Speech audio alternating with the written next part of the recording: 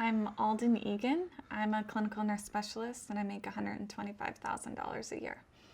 And I'm Peter Egan. I own AG Standard Almonds, and last year I made $36,000. I would say I feel financially secure. Did have a very interesting year in the last year. In 2015, I graduated and got a new job where I made a little bit more money. But at the same time, Peter started his business only a few months after that, and we had a baby. So a lot of things were changing in the last year. I was doing the bills, I was going through, looking at everything, and I was like, ooh, this is only going to work for like one more month. But I mean, we had savings. We weren't going into it blind. We were, fairly financially savvy. We were saving some of our money. We were planning for the kid. Just the things got added up and compounded, and one thing here, little thing there, and then I would say 4 or 5 months in, realized it's switched from how are we going to maintain this to things have got to change and we have to start planning. To me, the most important part of dealing with a situation like that is being aware, knowing that it's happening, and recognizing what's happening. Yeah. Like if we don't do anything fancy. We don't use any apps, that sort of thing. We have an Excel spreadsheet, and then it's only a couple fields. We have what's coming in, and then we have everything that's going out. And when that adds up to be a negative number, 2 months in a row, 3 months in a row, 4 months in a row, and you're not changing your behavior, you can only assume that it's going to happen the next month and the next month. So we start looking for ways. The biggest difference was there wasn't an immediate change.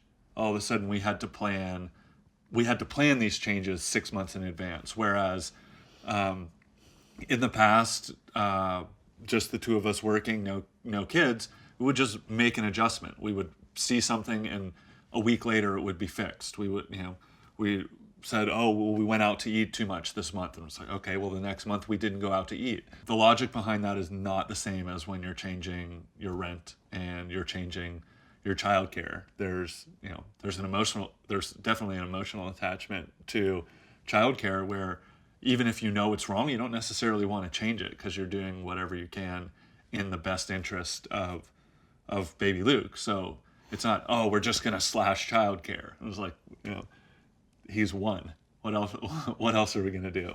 We loaned ourselves about $2,000 a month for the course of 5 months. And then in that time, decided that we were going to lower our childcare costs by 25% and move to not a drastically different part of the city, but adjust the living expenses to where our living expenses are going to go down almost 40%.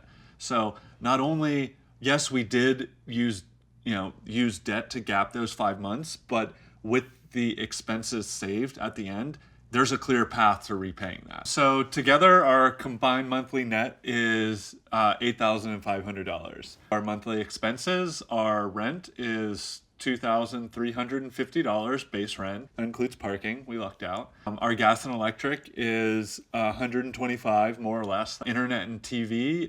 Internet is $80, and then movie streaming is $10. Everybody does that. Our phone is, for the two of us, is $200. Car plus insurance the car is $350. We have a loan on that.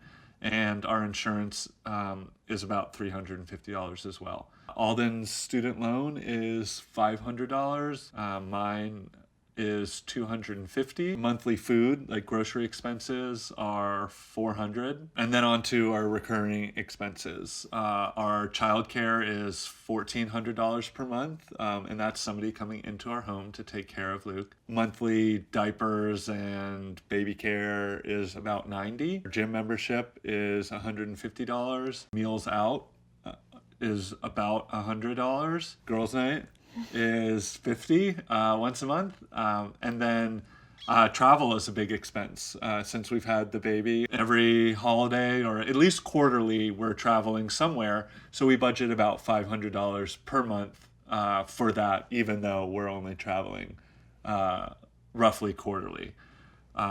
So that leaves $1,595. The plan is for the next 6 or 7 months, put that directly back to the line of credit we took out in order to get ourselves positive. And after that, we'll go back to saving, and we'll go from there. We'll probably have another kid and start over again. My realistic financial goals are to get to keep doing what I'm doing. It's expensive to start a business. I've made a good start. The hard part's not over.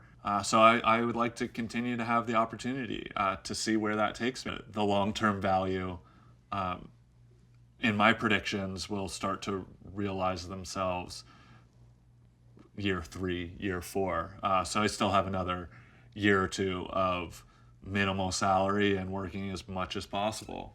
My financial goal would be to get out of debt.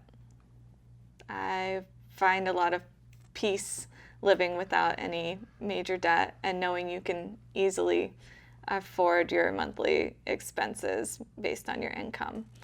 We would also like to start saving for Luke's future for a college fund, especially given the cost of college right now, and maybe have him be able to start out in a place where there's a clean slate and not starting in debt.